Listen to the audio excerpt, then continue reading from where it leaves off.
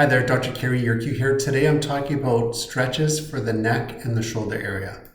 Many patients come into the clinic with tightness in their neck radiating down into the shoulder. There's a number of muscles in this area. There's the trapezius muscle, a number of scalene muscles, and the rhomboids coming up into the upper part of the back right here. The first thing to do is have a chiropractor check your alignment, because if you have misalignments in the neck or the shoulder, it can cause the muscles to tighten to adapt to the misalignments in the structure. The other thing that can happen is when you have misalignments, a nerve can get pinched. That can send referred pain down into the shoulder and tighten the muscles that are connected to it. So checking the alignment of the spine, making sure that it's centered in the middle, it's got the proper posture front to back, is the first step of making sure that the neck and the shoulder have the possibility of being looser and more flexible. Now, depending on the person and their condition, these are some stretches that I like to give my patients.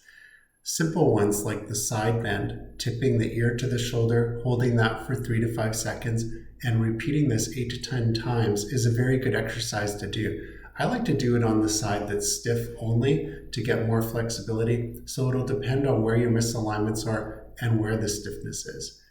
This one right here, number 2, the wingspan, is good because what it does is it stretches the neck area and the shoulders right in here, so the rotator cuff and the rhomboids.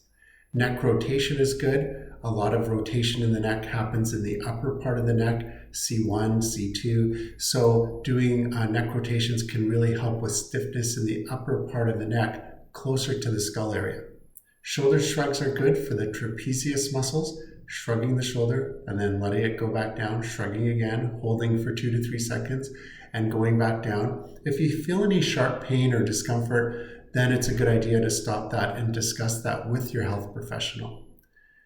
Back and forward bends are good. We call this flexion and extension. This helps to improve the flexibility of the spine front to back. One word of caution, when you're extending the neck backwards, that can pinch the nerves. So if you have misalignments that are close to the nerves or on the nerve, this can lead to more pinching. Sometimes I just give the forward flexion to start and then add in the extension exercises later. We already went over rotation, and I do like the cat and cow stretch, which is a general stretch for the spine. I usually tell the patient to get into this position to start, flexing forward and then going into extension, and then alternating, going back to flexion and then extension, going very slowly, holding it for 1 to 2 seconds at the top and right at the bottom, and doing that 8 to 10 times. And that really helps with the flexibility of the spine.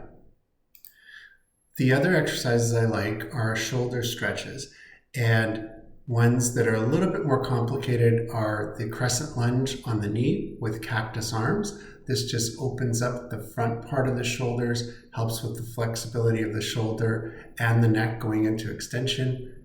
Cow-faced clasp, hands behind your back. Again, working with the front part of the shoulders and the neck, the scalenes.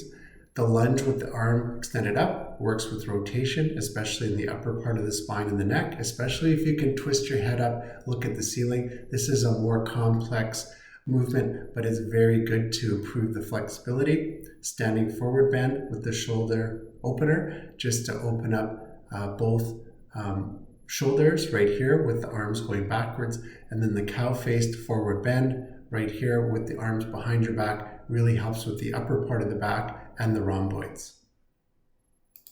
If you have any questions about these exercises, feel free to ask at your next appointment. If you're in the Kelowna area, you're looking for a chiropractor, we are accepting new patients. No doctor referrals needed. We bill directly to insurance. If you're not in the Kelowna area, you want to find a chiropractor in your area, please leave a comment below. We'll do our best to help you out.